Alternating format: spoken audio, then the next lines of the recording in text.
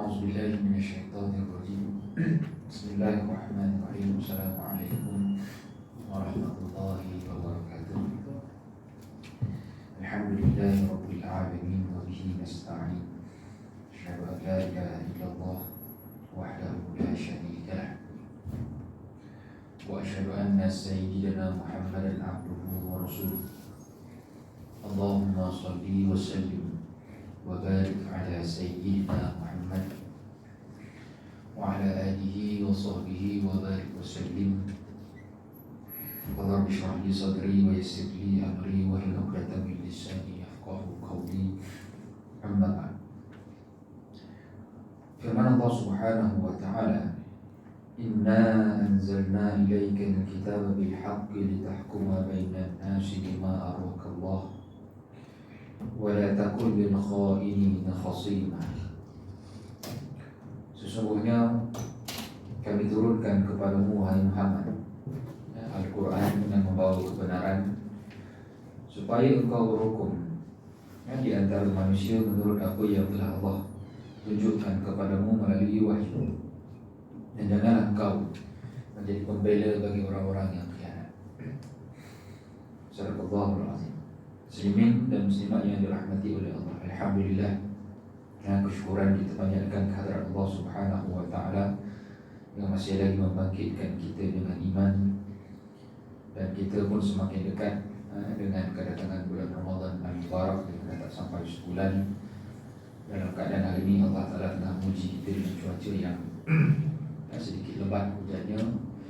Semoga kita termasuk dalam kalangan hamba-Nya yang sentiasa yakin bahawa Allah Ta'ala tidak akan memberikan sesuatu ujian kepada kita kecuali Allah Ta'ala mahu kita terus bersabar menghadapinya dengan penuh keimanan dan ketakwaan. Ayat yang dibacakan tadi daripada surah An-Nisa ayat 105, yang kita nak kongsikan sedikit tadabbur berkaitan sirah Nabi kita Muhammad sallallahu alaihi wasallam melalui praktikal Nabi berinteraksi dengan kalangan orang bukan Islam. Sudah tentu, kalaulah dikira daripada peratusan, sebahagian besar daripada dakwah Nabi memang interaksinya adalah dengan orang bukan Islam, orang kafir ataupun kita panggil hari ini non-Muslim. Sejak daripada mula dakwah lagi, Nabi berseorangan, sehinggalah berdikit-dikit menambah dalam kalangan para sahabat yang membantu. Tetapi kita akan dapati sebahagian besar kehidupan Nabi memang sangat syarat dengan kaedah-kaedah penyampaian yang optimal kepada orang musyrikin di Mekah ataupun mereka yang berada di Madinah. Apa yang disebutkan di dalam Al-Quran, suatu perkara yang menjadi pedoman kepada kita hari ini adalah, walaupun dengan mereka tidak menerima keimanan kepada Allah, mereka tidak memeluk Islam, bahkan apatah lagi mereka menentang Islam, suatu perkara yang diajarkan oleh Allah adalah berinteraksilah dengan mereka dengan adil. Banyak ayat yang Allah Ta'ala memerintahkan kepada kita, antaranya i'dilu huwa aqrabu littaqwa, berlakulah adil kerana adil itu lebih dekat dengan takwa. Dan beberapa ayat dan saranan supaya kita dalam keadaan ditentang, dalam keadaan orang tidak menerima apa yang kita sampaikan, Allah memerintahkan kepada kita supaya menghadapi musuh, menghadapi lawan, bukan dengan nafsu, bukan dengan amarah, bukan dengan emosi. Sebaliknya, emosi tersebut hendaklah dibimbing dengan ilmu pengetahuan. Maka kita akan dapati kegagalan menyelesaikan konflik kebiasaan yang berpunca daripada emosi mendahului daripada ilmu pengetahuan.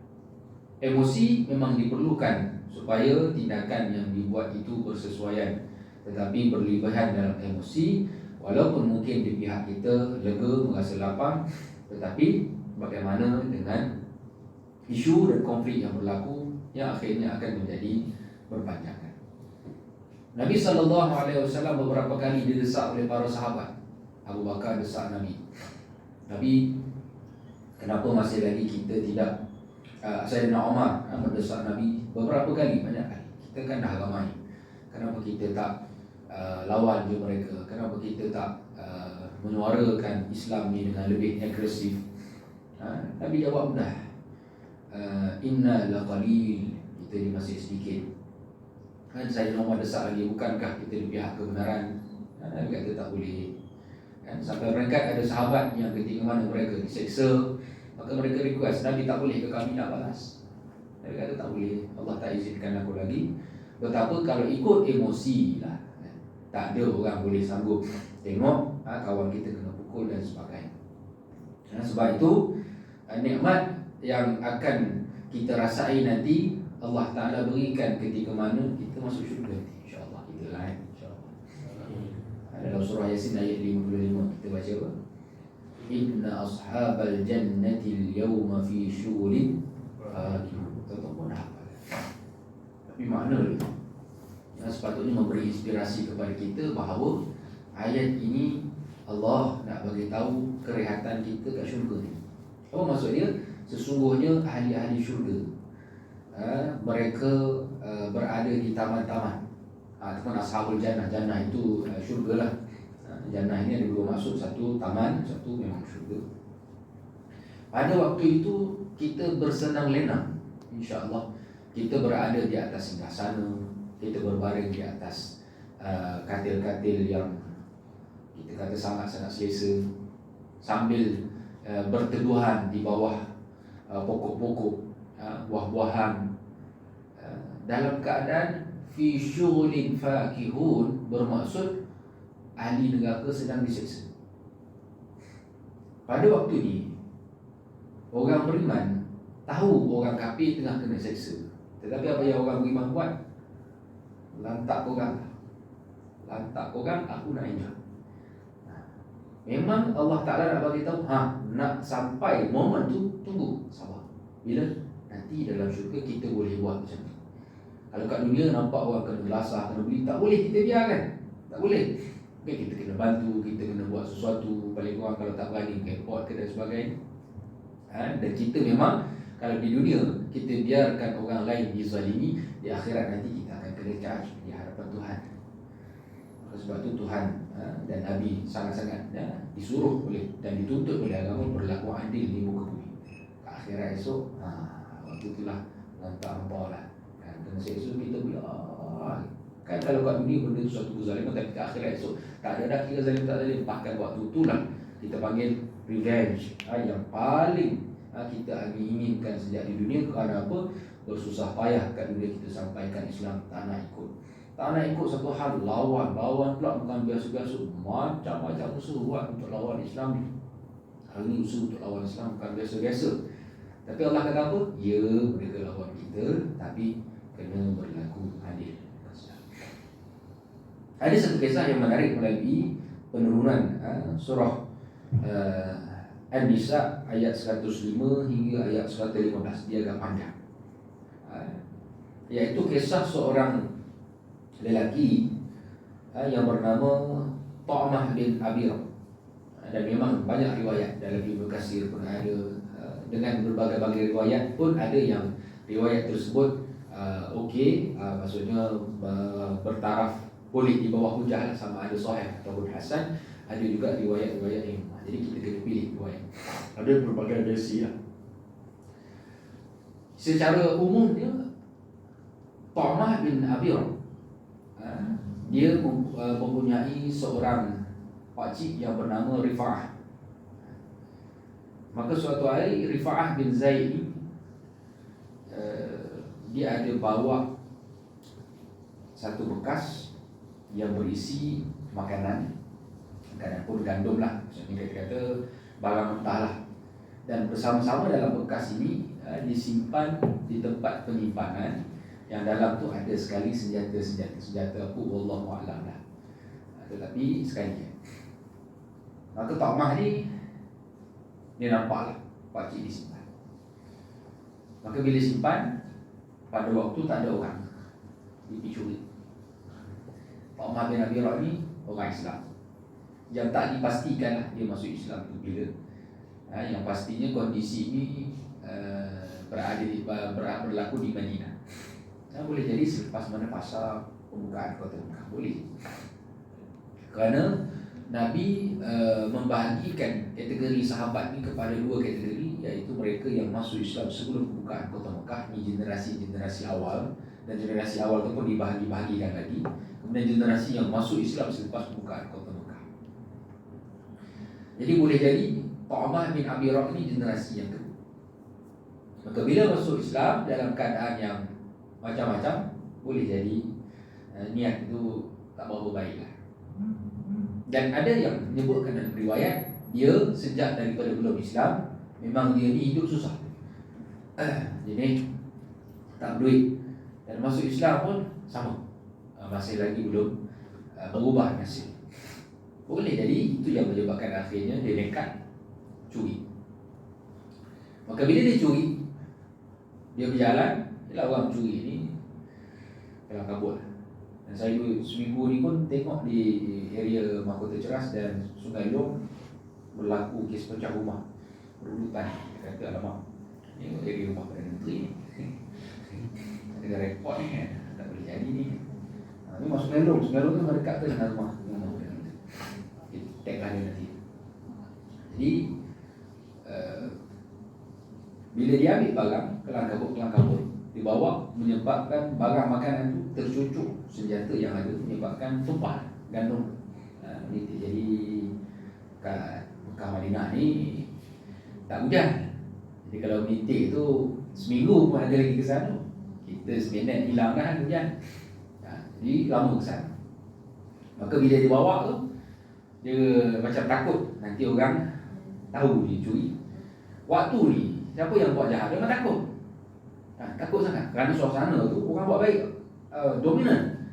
Hari ni orang buat baik jadi takut. Betul kau buat ni, boleh ke? Boleh ke nak kejut orang semayang? Boleh ke nak pergi surau nak ajak orang semayang? Jadi macam mungkin dia ada hal, dia takut nak ajak orang semayang pun takut. Mungkin dia nak pergi rokok, mungkin dia nak pergi makan, ajak orang semayang pun takut. Jadi bila dia risau tu, akhirnya dia teringat. Dia jalan tu, dia lalu di rumah seorang Yahudi. Yahudi nama tu tak disebutkan, Yahudi. Dan dia minta, boleh tak simpankan ini untuk saya. Yahudi ni tak tahu. Dan Yahudi ni Yahudi yang baik. Jadi dia simpan kan? Dia simpankan sebagai barang amanah. Maka esoknya bising bahawa barang kepunyaan seorang tadi ni hilang, kena curi. Bila hilang kena curi, masing-masing pakat-pakat cari. Cari, maka dia orang ikutlah dia. Ada kesan gandum. Bila dia ikut, kerana dia tahulah barang dia sekali dengan gandum. Dan dia tak sebutlah yang hilang tu makanan, tapi disebutkan dia panggil senjata. Senjata perang aku hilang. Jadi senjata perang tu lebih bermakna. Maka akhirnya Tuan Teti sampai di tempat cek. Mula-mula sampai di rumah Tok Mah. Maka tanyalah Tok Mah, ni kau ada curi apa? Tak ada. Cek masih lagi berjalan di rumah Yahudi. Kau boleh pergi rumah Yahudi? Soal siasat. Betul tak kau curi? Kata, aku tak curi. Ni barang ada kat rumah kau. Ini barang Tok Mah bin Abi Ra'. Yahudi dengan Tok Mah. Orang Islam lawan Yahudi. Nak sokong mana? Melayu, Cina. Nak sokong mana? Simple.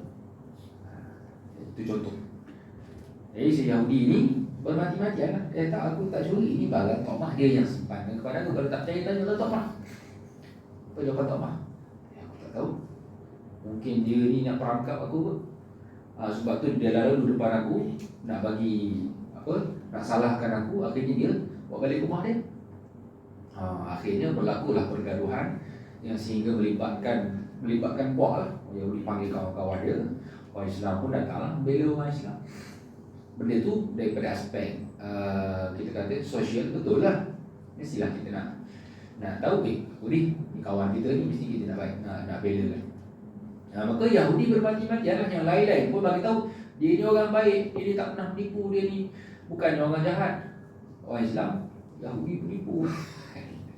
Kita kan bukan boleh kan. Memang ada sejarah Yahudi semua kan, tapi tak semua Yahudi jahat. Kita hari ni pun tak boleh kan, ini semua Yahudi semua ni. Ada Yahudi yang masih lagi mereka menanti-nanti kedatangan Nabi Isa AS dan juga Imam Mahdi. Kita tak tahu di mana saja. Di Israel pun tak semua Yahudi sokong Israel, ada Yahudi yang tak sokong yang Israel buat lain. Tapi mereka je tak boleh nak buat apa. Jadi akhirnya apa yang berlaku? Bawalah cerita ini kepada Nabi sallallahu alaihi wasallam. Kalau kita kata apa? Inilah generasi awal punya kelebihan yang menjadi pedoman kepada kita, bahawa bila berlaku apa-apa ada reference yang hidup, iaitu Nabi sallallahu alaihi wasallam. Maka bawa kepada Nabi, maka Nabi panggil dua-dua belah. Nabi soal siasat Ta'mah, Nabi soal siasat Yahudi. Apa keputusan dia? Menang Ta'mah. Ta'mah yang mencuri tadi ni menang. Kerana apa?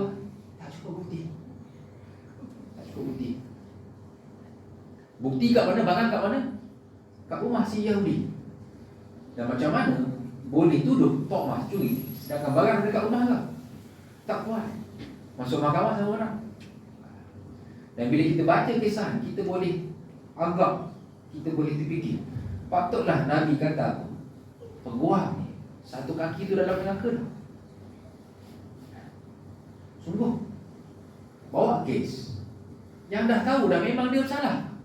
Detail barang memang kau salah tapi kau nak menang ke tak? Boleh bincang, boleh di. Sebab tu benda pertama yang kau perlu buat apa? Masuk ke mahkamah. First apa? Saya mengaku tidak bersalah. Tak tahu dah kawan ni salah, tapi tetap setahun, 2 tahun, 3 tahun. Cuba tanya, kenapa nak kena heret sampai kes bertahun-tahun? Kenapa? Karena kalau tak heret, mana nak dapat duit? Macam itulah cara makan. Maka ini real yang kita kata patutlah Nabi sebut macam tu. Maka tak pelik kenapa ada movie-movie yang ceritakan tentang peguam yang menegakkan kebenaran. Kita kata benda itu ada orang-orang yang tak boleh terima sistem hari ini. Kerana itu bincang dengan dia punya klien, tak bincang lagi dengan hakim, tak bincang lagi dengan orang yang kita lawan. Kau nak menang ke kau nak? Bincang. Nanti kalau kau menang, kau bagi kat aku 20%. Tak bincang lagi. Ni lagi-lagi lah kes-kes yang berprofil tinggi, kes-kes politik. Biasanya macam tu lah. Kes-kes yang jadi maksa, kes-kes yang bawah je lah. Yang kau tak bayar parking, yang tak bayar saman, itu kompon-kompon kena itu tak boleh buat apa dah. Salah, jika saya salah, habis. Tapi atas-atas saya mengaku tak salah, bersumpah. Yang sumpah ni biasanya sama something wrong. Maka kita kata Masya Allah, patutlah Nabi sangat-sangat marah kepada orang yang diamanahkan untuk menyelesaikan kes, untuk mencari kebenaran, tetapi yang berlaku sekali. Kerana apa? Kita tahu dengan kepetahan dia bercakap, dia boleh main teknikal. Kerana apa? Bahan tak cukup bukti. Ini dokumen salah cetak. Itu cakap lain. Hanya main teknikal saja, akhirnya kes selesai. Kes menang, kes kalah, kes tangguh, kes apa nama tu tak jadi bawa. Hanya dengan sebab teknikal. Padahal salah tak? Maaf salah. Jadi akhirnya Nabi memenangkan Ta'mah bin Abirak kerana apa? Dengan bukti-bukti yang dibentangkan di hadapan Nabi. Maka dengan keputusan tadi itulah yang membawa kepada penurunan ayat 105 sehinggalah ayat 115. Allah Ta'ala menyebutkan Inna anzalna ilaika al-kitaba bil-haq litahkuma bainan nas bima araka Allah wa la takun lil kha'inina khasima. Kami turunkan kepadamu wahai Muhammad kitab Al-Quran dengan membawa kebenaran supaya engkau berhukum di antara manusia menurut apa yang telah Allah tunjukkan. Dan jangan kau menjadi pembela bagi orang-orang yang pada waktu ini Nabi sedang membela orang yang tak betul. Kita kata biar betul. Inilah kaedah penurunan Al-Quran, untuk Allah Ta'ala betulkan benda yang tak betul pada waktu itu. Dan beberapa ayat yang memang Allah Ta'ala tegur Nabi. Maka itulah konsep asal penurunan Al-Quran. Dan kita pun nak menjadi generasi awal. Bila kita buat salah, buat silap, rupanya Allah Ta'ala kata tak boleh buat. Maka kita pun betulkan kesilapan kita. Cuma kita bukan Nabi lah. Kita bukan Nabi. Wastaghfirillah, innallaha kana ghafurar rahimah. Dan minta ampun kepada Tuhan. Minta ampunlah kepada Tuhan, kerana Allah adalah Maha Pengampun lagi Maha Pengasih. Wala tujadi 'anil ladina yakhtanuna anfusahum, innallaha la yuhibbu man kana khawanan athima. Dan jangan engkau berbahas untuk membela orang yang mengkhianati diri mereka sendiri. Yastakhfuna minan nas wala yastakhfuna minallah wa huwa ma'ahum iz yubayyituna ma la yarda minal qaul wa kana Allahu bima ya'maluna muhita. Dan mereka menyembunyikan kejahatan mereka daripada manusia. Dalam pada itu mereka tidak menyembunyikan kejahatan mereka daripada Allah. Padahal Allah ada bersama-sama mereka ketika mereka merancang pada malam hari kata-kata yang tidak diredai oleh Allah. Ini Allah Ta'ala bocorkan. Allah Ta'ala nak bagi tahu kepada Nabi ini bukti juga bahawa Nabi itu hanya akan berhukum dengan apa yang diwahyukan kepada dia. Nabi takkan ikut nafsu lagi. Maka kita kata kenapa Nabi jatuhkan hukuman kepada si Yahudi, kerana maklumat yang diberikan kepada Nabi setakat itu sahaja dan wahyu tidak turun menceritakan perihal sebenar. Sebagaimana dalam kes Masjid Dirar, masjid yang dibina dengan dana yang datang daripada Rom pada waktu Nabi pulang daripada perang Tabuk. Nabi memang nak pergi dah. Sebelum pergi perang Tabuk, Nabi nak singgah tapi tak sempat. Nabi kata balik nanti aku singgah. Maka balik daripada perang Tabuk, memang Nabi nak singgah dah, sembahyang di masjid. Waktu tu nama dia tak ada lagi lah, Masjid Quba. Berdekatan, dia memang tak jauh daripada Masjid Quba pada waktu itu. Dalam on the way Nabi nak pergi, itulah Allah maklumkan bahawa masjid ini dibina dengan tujuan yang tak betul. Kalau tak Nabi sembahyang, kira rasmi lah tu, jadi rasmi lah masjid tu. Akhirnya Nabi perintahkan robohkan masjid ni. Maka itulah fungsi wahyu. Sama juga dengan perihal ini, Nabi jatuhkan bersalah kepada si Yahudi tadi itu, maka turunlah wahyu yang membetulkan kesilapan Nabi tadi itu. Maka Allah Ta'ala tegur Nabi, dan akhirnya Nabi pun berkhutbah, muka yang merah padam. Nabi marah sangat. Nabi kata apa? Wahai sekalian manusia, aku ni pun manusia juga macam kalian. Ketika mana aku berhukum, aku akan bergantung kepada maklumat-maklumat yang sampai kepada aku. Dan aku tak ada kuasa dan aku tak diberikan pengetahuan untuk berhukum apa yang aku tak tahu. Boleh jadi orang yang benar, memiliki kebenaran, cuma lemah dalam berhujah, tidak mampu berhujah dengan baik, menyebabkan dia kalah. Tetapi ada orang yang khianat, ada orang yang jahat, tetapi lidahnya petah, cakapnya berbelit-belit, cakapnya lancar, cakapnya meyakinkan, maka menyebabkan dengan keyakinan tersebut dia benar. Maka aku akan berhukum secara yang zahir sahaja. Yang lebih daripada itu, aku serahkan kepada Tuhan. Cuma Nabi ingatkan, barang siapa yang menzalimi orang lain,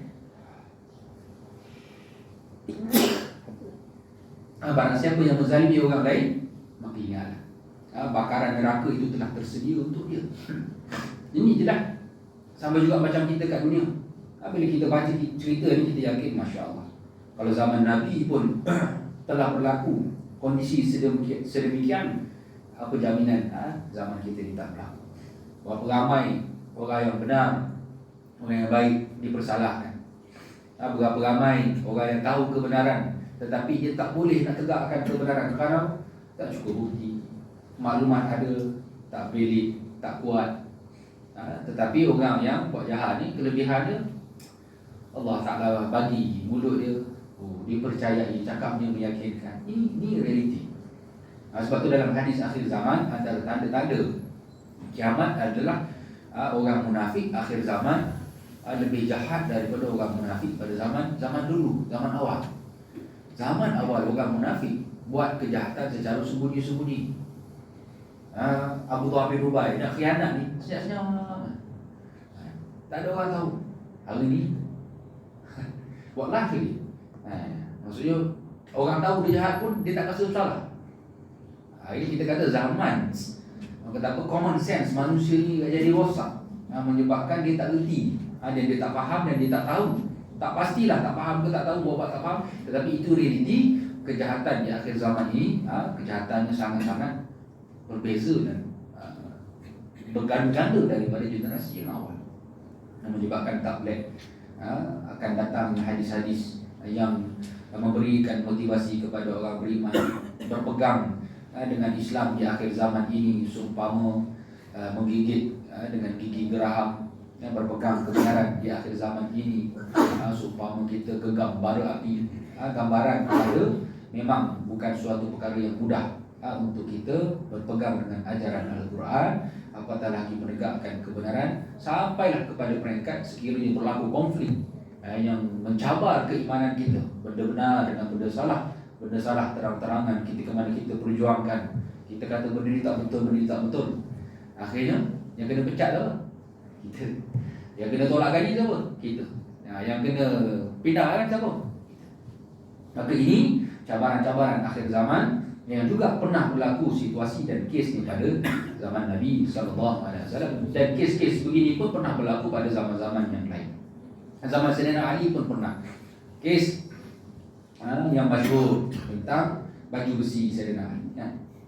Baju besi Sayyidina Ali yang dia pakai dalam peperangan Siffin, yang waktu tu ada seorang Yahudi yang diikut sekali.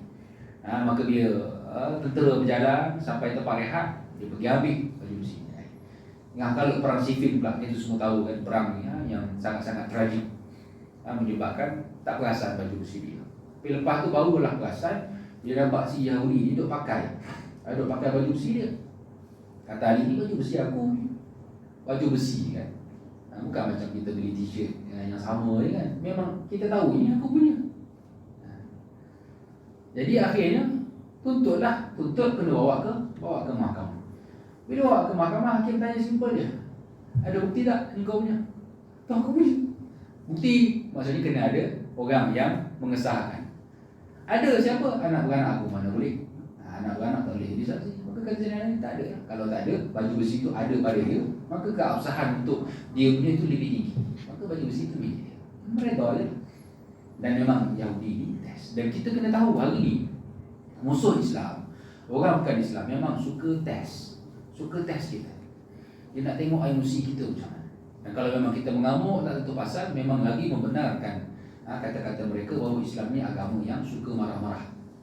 Islam ni agama yang tak ada rahmat. Islam ni agama yang tentulah tak ada toleransi. Dia je betul. Walaupun memang siapa tak marah kalau orang provok kita.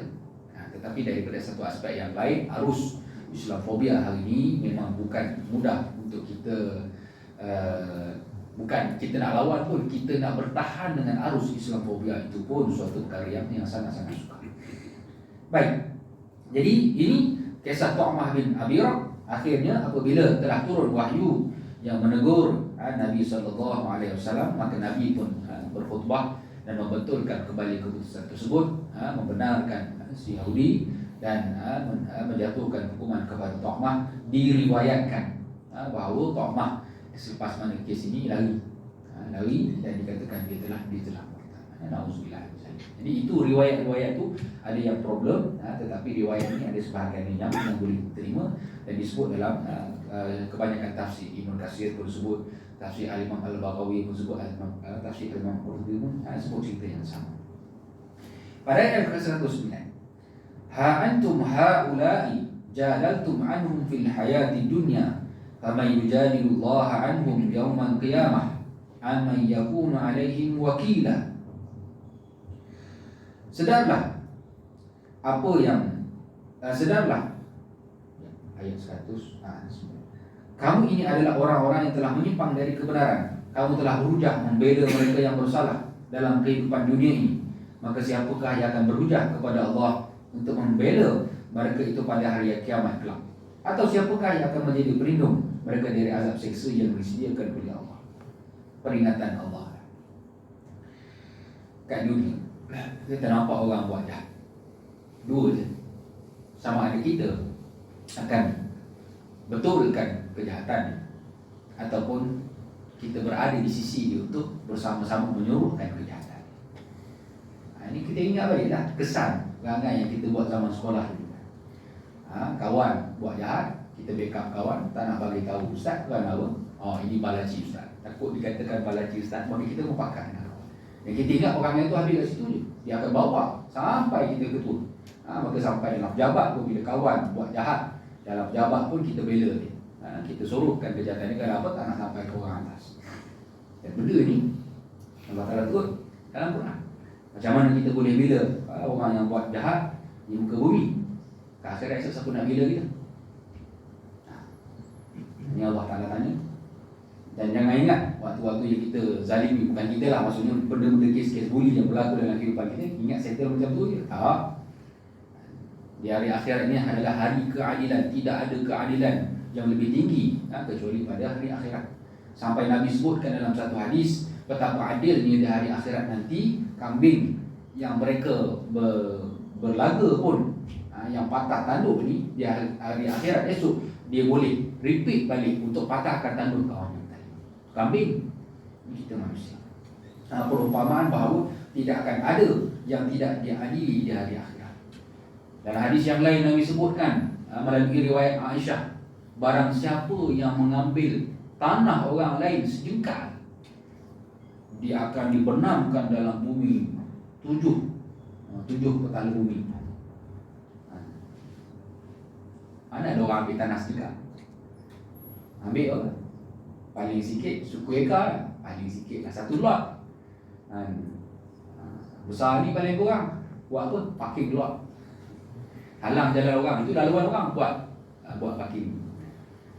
Ni Nabi sebut dalam hadis. Cerita ni pula berlaku pada zaman tabi'in, bagaimana seorang sahabat yang dia nampak ada pergaduhan tengah berebut tanah. Maka dia lari. Dan Aisyah tanya, kenapa tadi tu? Gaduh. Aisyah tanya, Aisyah bagi tahu jangan terlibat dengan pergaduhan untuk merebut yang bukan hak kita. Kerana apa? Nanti di akhirat esok, barang siapa yang ambil tanah orang sejengkal, saya akan dibenamkan dalam bumi 7 petala bumi. Maka kita kata orang-orang yang buat zalim ni barangkali hadis-hadis yang diorang biasa belajar, hadis pasal sabar. Bila orang kena zalim, orang yang zalim kata sabarlah. Mana boleh kan? Dia tahu hadis pasal sabar, hadis pasal ikhlas. Dia mungkin tak pernah dengar hadis-hadis apa kesan buat zalim. Dalam Riyadhus Shalihin ada satu bab, jangan berbuat zalim, apa balasan-balasan kepada orang buat zalim. Dan satu bab lagi, apa yang perlu kita buat kepada orang yang buat zalim. Kena lawan. Cuma nak lawan macam mana tak disebut dalam hadis. Jadi tak boleh. Kita kat dunia kita tidak boleh melihat orang melakukan kezaliman. Sebab itu dalam bab hubungan interaksi dengan non-Muslim, dia ada 2 bab, iaitu yang pertama keadilan dan yang kedua hak sama rata. Ada ketikanya kita akan berikan hak yang sama rata kepada orang bukan Islam, dan ada ketikanya kita kena memberikan keadilan kepada mereka. Adil tak semestinya sama rata, dan sama rata belum tentu adil. Ada pembahagian-pembahagian. Tapi yang paling penting mesti bertimbang rasa sampai peringkat kalaulah kita tak nak orang buat keburukan kepada kita, maka tak boleh kita buat keburukan kepada non-Muslim. Bermaksud apa? Kalau dengan orang bukan Islam pun Nabi suruh berinteraksi dengan semampu mungkin.